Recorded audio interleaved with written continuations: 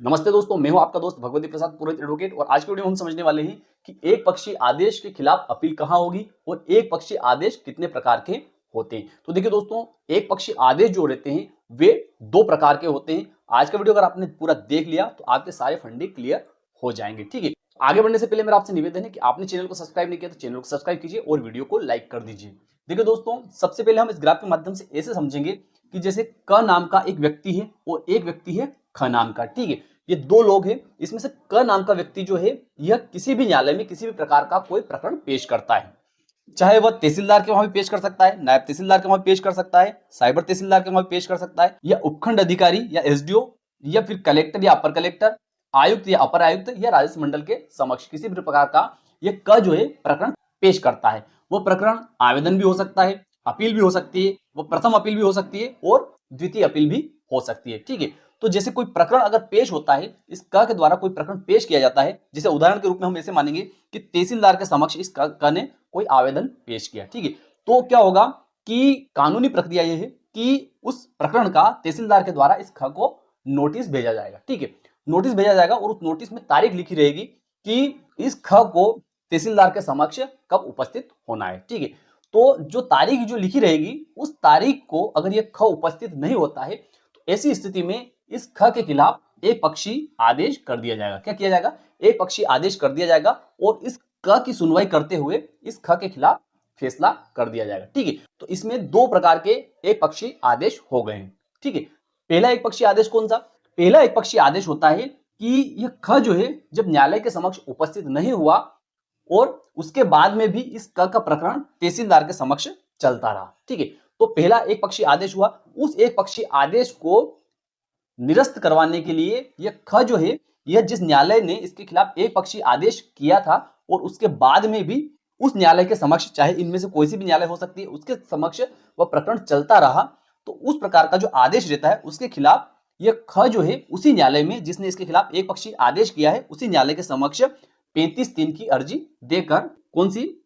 35(3) MP LRC की अर्जी देकर यह ख जो है उस आदेश को निरस्त करवा सकता है और उस प्रकरण में भाग ले सकता है। यह अर्जी कहां पर लगेगी? उसी न्यायालय में जिसने इस ख के खिलाफ आदेश पारित किया है। ठीक है, तो पहला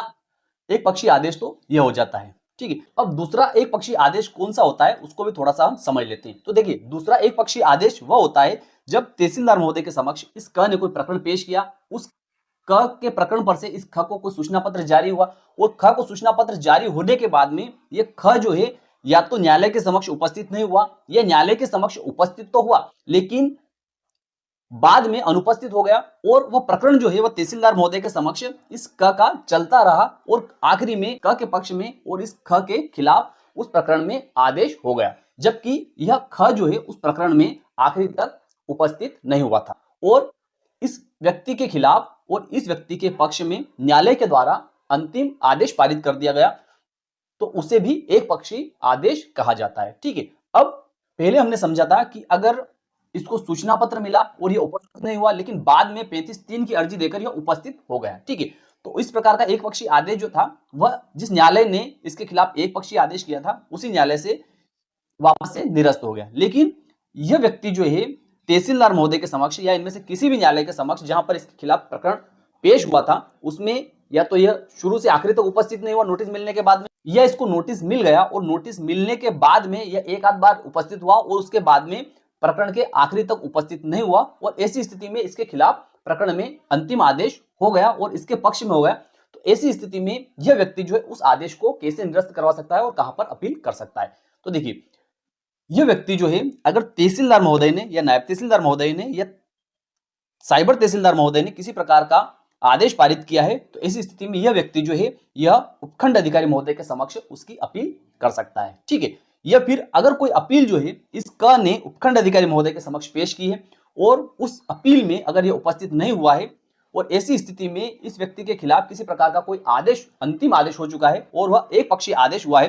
तो उस अपील के आदेश के खिलाफ यह व्यक्ति जो है यह अपर आयुक्त महोदय के समक्ष धारा 44(2) क के तहत सेकंड अपील पेश कर सकता है। या कलेक्टर महोदय के समक्ष अगर इस व्यक्ति ने कोई प्रकरण पेश किया है और उस प्रकरण में यह ख जो है यह उपस्थित नहीं हुआ है और अंतिम आदेश जो है इस व्यक्ति के खिलाफ एक पक्षी हो गया है, तो ऐसी स्थिति में यह व्यक्ति जो है, ये ख जो है, ये प्रथम अपील जो है यह अपर आयुक्त महोदय या आयुक्त महोदय के समक्ष पेश कर सकता है। और अगर आयुक्त महोदय या अपर आयुक्त महोदय के समक्ष कोई प्रकरण विचाराधीन था, इस क ने पेश किया और उसमें ये ख जो है उपस्थित नहीं हुआ या उपस्थित हुआ और बाद में एक पक्षी हो गया, तो ऐसी स्थिति में आयुक्त महोदय या अपर आयुक्त महोदय के समक्ष विचाराधीन प्रकरण में प्रथम अपील जो है राजस्व मंडल को कर सकता है। और अगर कोई अपील